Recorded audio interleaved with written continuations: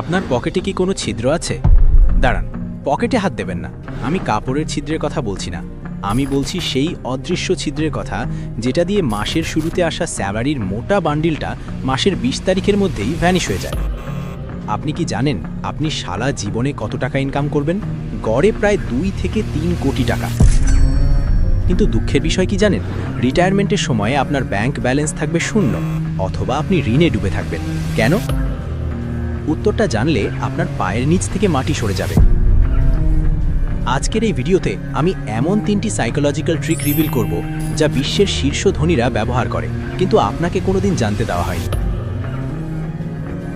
এবং ভিডিও শেষে এমন একটি সিক্রেট ফর্মুলা দেব, যা আপনার ১০ বছরের সেভিংস টার্গেট মাত্র ১ বছরে পূরণ করে দিতে পারে।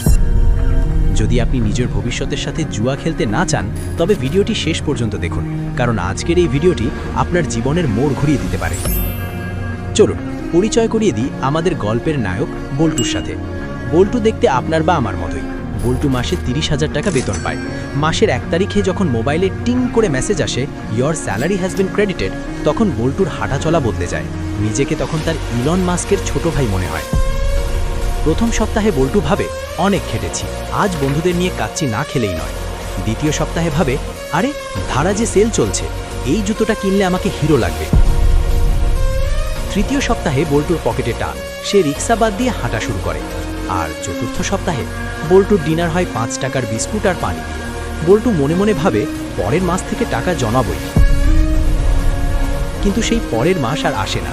বল্টুর সমস্যা ইনকাম নয়, বল্টুর সমস্যা হলো পার্কিনসন্সের ল। এই অর্থনীতির নিয়ম বলে, আপনার ইনকাম যত বাড়বে, খরচও ঠিক ততটাই বাড়বে। যতক্ষণ না আপনি এই লুপটা ভাঙছেন, আপনি ১ লাখ টাকা বেতন পেলেও ফকিরই থাকবেন। আপনি কি বল্টুর সাথে রিলেট করতে পারছেন? গত মাসে এমন কোন ফালতু খরচটা করেছেন, যেটা না করলেও চলতো? কমেন্টে ঝটপট লিখুন তো, আমি আপনার কমেন্টের জন্য অপেক্ষা করছি। আমরা অনেকেই ভাবি টাকা জমানো মানেই কৃপণতা। একদম ভুল। টাকা জমানো মানে হলো স্বাধীনতা। বস যখন জঘন্য ব্যবহার করে, তখন মুখের উপর রেজিগনেশন লেটার ছুড়া মারা সাহস হলো সেভিংস। এমার্জেন্সিতে কারোর পায়ে ধরে টাকা ধার না চাওয়ার আত্মসম্মান হলো সেভিংস। সমস্যাটা কোথায় জানেন? আমাদের ব্রেন। আমাদের ব্রেন ডিজাইন করা হয়েছে সার্ভাইভাল বা বেঁচে থাকার জন্য, সেভিংস করার জন্য নয়।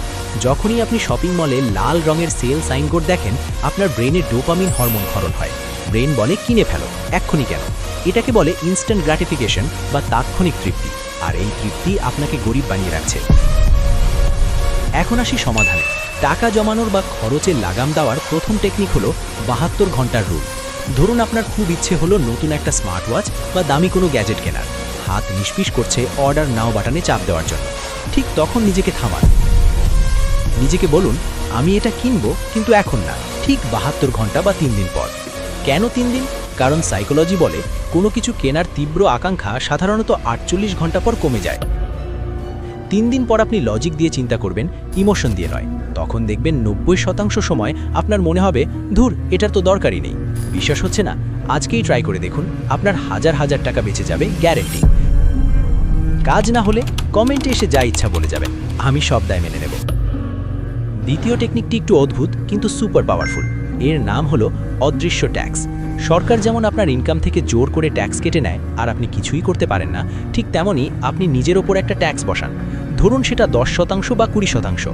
স্যালারি পাওয়ার পর আপনার প্রথম কাজ হবে না বাড়ি ভাড়া দেওয়া না বিল দেওয়া। প্রথম কাজ হবে এই ২০% টাকা এমন একটা অ্যাকাউন্টে ট্রান্সফার করা, যার কোনো ডেবিট কার্ড আপনার কাছে নেই, যার পাসওয়ার্ড আপনি মনে রাখেন না।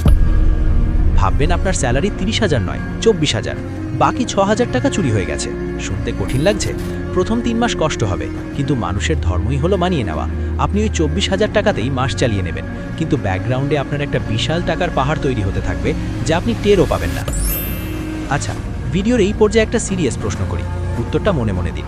যদি আজ আপনার চাকরিটা চলে যায় বা ব্যবসায় লস হয়, তাহলে জমানো টাকা দিয়ে আপনি কতদিন চলতে পারবেন? ১ মাস, ৩ মাস, নাকি কালকেই না খেয়ে থাকতে হবে? যদি উত্তর ৬ মাসের কম হয়, তাহলে বন্ধু, আপনি রেড জোনে বা বিপদ সীমায় আছেন। ভিডিওটা দেখতে থাকুন, কারণ এর থেকে বের হওয়ার উপায় আমি এক্ষুনি বলছি। আমরা বড় খরচ নিয়ে টেনশন করি, কিন্তু ছোট খরচ আমাদের ডুবিয়ে দেয়। বিখ্যাত অর্থনীতিবিদ ডেভিড বাক এটাকে বলেছেন দ্য লাতে ফ্যাক্টর। ধরুন আপনি প্রতিদিন অফিস ব্রেকে ২০ টাকার চা আর ১০ টাকার একটা বিড়ি বা স্ন্যাক্স খান। দিনে ৩০ টাকা, মাসে ৯০০ টাকা, বছরে প্রায় ১১,০০০ টাকা। যদি এই টাকাটা আপনি একটা ভালো মিউচুয়াল ফান্ড বা এসআইপিতে ইনভেস্ট করতেন আর বছরে 15% রিটার্ন পেতেন, 30 বছর পর ওই তুচ্ছ 30 টাকাই হয়ে যেত প্রায় 50 লক্ষ টাকা। অবাক হচ্ছেন? একেই বলে কম্পাউন্ড ইন্টারেস্ট বা চক্রবৃদ্ধি মুনাফার জাদু। তবে টাকা জমিয়ে ব্যাংকে ফেলে রাখলে কিন্তু লাভ নেই। কোথায় টাকা রাখলে সবথেকে বেশি রিটার্ন পাবেন তা জানতে ওপরের আই বাটনের ভিডিওটি দেখে নিন। আইনস্টাইন এটাকে বিশ্বের অষ্টম আশ্চর্য বলেছেন, অথচ আমরা এই টাকাটা ধোঁয়া বানিয়ে উড়িয়ে দিচ্ছি। আমি বলছি না আপনি চা খাওয়া ছেড়ে দিন, আমি বলছি হিসেবটা বুঝুন। ছোট ছোট ছিদ্রই কিন্তু বড় জাহাজ ডুবিয়ে দেয়। আজ থেকে একটা মাটির ব্যাংক কিনুন, পকেটে যত খুচরো টাকা বা কয়েন থাকবে সব ওখানে ফেলুন। বছর শেষে ওটা ভেঙে দেখুন, ওটা দিয়ে হয়তো আপনার একটা ইন্স্যুরেন্স প্রিমিয়াম বা ফ্যামিলি ট্যুর হয়ে যাবে। আপনাদের জন্য একটা চ্যালেঞ্জ আছে, এটার নাম হলো 21 ডেজ সন্ন্যাসী চ্যালেঞ্জ। আগামী 21 দিন আপনি শুধু নিড বা প্রয়োজনে খরচ করবেন, যেমন খাওয়া, ভাড়া, ওষুধ বা যাতায়াত। এর বাইরে 1 টাকাও ওয়ান্ট বা শখে খরচ করবেন না। বন্ধু বলল চল ট্রিট দে, বলবেন না। অনলাইনে অফার দেখলেন, বলবেন না। বাইরে খেতে ইচ্ছে হলো, বাসায় ডিম ভাজি দিয়ে ভাত খাবেন। এটা করলে দুটো লাভ হবে, 1, আপনার অনেক টাকা বাঁচবে, 2, এবং সবচেয়ে গুরুত্বপূর্ণ, আপনার উইল পাওয়ার বা আত্মনিয়ন্ত্রণ ইস্পাতের মতো শক্ত হবে। যে নিজের পকেটের উপর নিয়ন্ত্রণ রাখতে পারে না, সে জীবনের কিছুই নিয়ন্ত্রণ করতে পারে না। আপনি কি এই চ্যালেঞ্জ নিতে প্রস্তুত? যদি সাহস থাকে তবে কমেন্টে লিখুন চ্যালেঞ্জ অ্যাকসেপ্টেড। অনেকে এখন ভাবছেন, ভাই নুন আনতে পান্তা ফুরায়, আপনি আছেন সেভিংস নিয়ে। দেখুন, এটা একটা অজুহাত। আপনি যদি মাসে 10,000 টাকা ইনকাম করেন এবং সেখান থেকে 500 টাকাও জমাতে না পারেন, তাহলে আপনি যখন 1 লাখ টাকা ইনকাম করবেন তখনও জমাতে পারবেন না। এটা টাকার অঙ্ক নয়, এটা অভ্যেসের ব্যাপার। তবে হ্যাঁ, শুধু কৃপণতা করে বড়লোক হওয়া যায় না।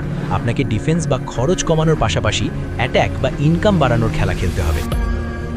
আপনার অফিসের সময়ের বাইরে প্রতিদিন 2 ঘন্টা সময় দিন নতুন কোনো স্কিল শেখার জন্য।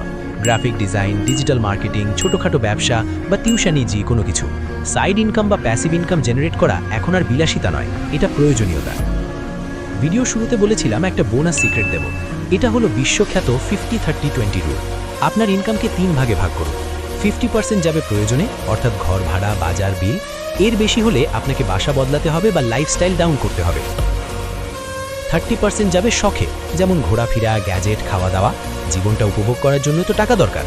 আর বাকি 20% যাবে ভবিষ্যতে, অর্থাৎ সেভিংস, ইনভেস্টমেন্ট বা ঋণ শোধে।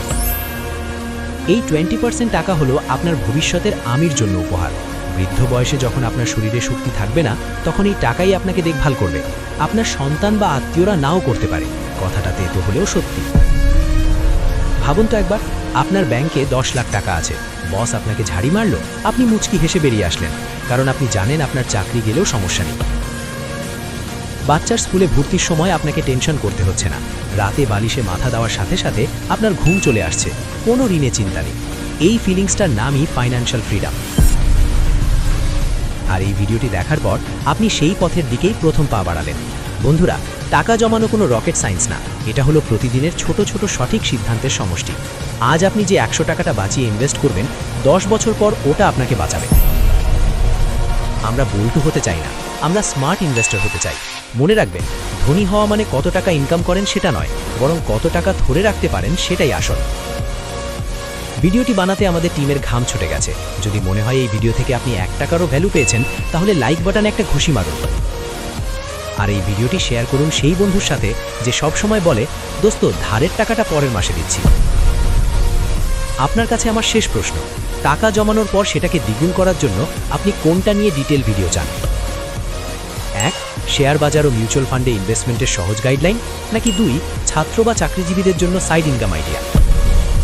কমেন্ট বক্স আপনার জন্য খোলা, ঝটপট জানিয়ে দিন। পরের ভিডিওটি বানাবো আপনাদের কমেন্টের উপর ভিত্তি করে। ততক্ষণ পর্যন্ত পকেটের জিপার বন্ধ রাখুন আর মাথার বুদ্ধি খুলে রাখুন। আল্লাহ হাফেজ।